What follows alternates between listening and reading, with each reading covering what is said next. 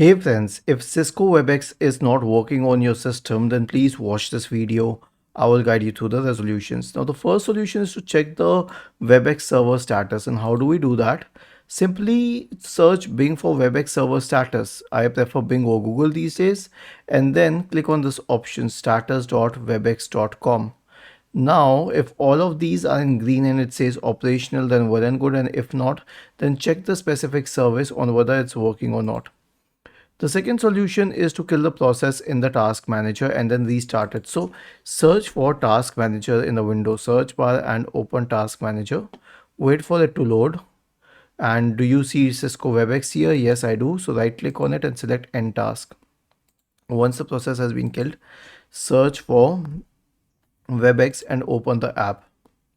The next solution is to check the internet connection. So go to fast.com and check the internet speed.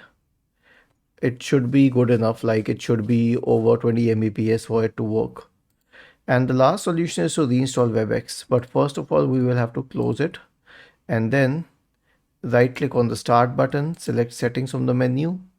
After that, go to the apps tab on the list on the left hand side, select installed apps. Click on the three dots associated with the Webex, select uninstall and then click on uninstall once again. And then let it uninstall the app. And once it gets uninstalled, you can reinstall it as follows. Search for Microsoft Store in the Windows search bar and open the Microsoft Store.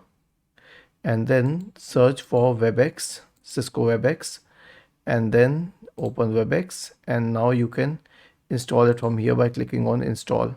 Was this helpful? If yes, then please subscribe to the channel, and if not, then let us know in the comment section of this video on how we could help you further. Thank you for watching this video and have a nice day.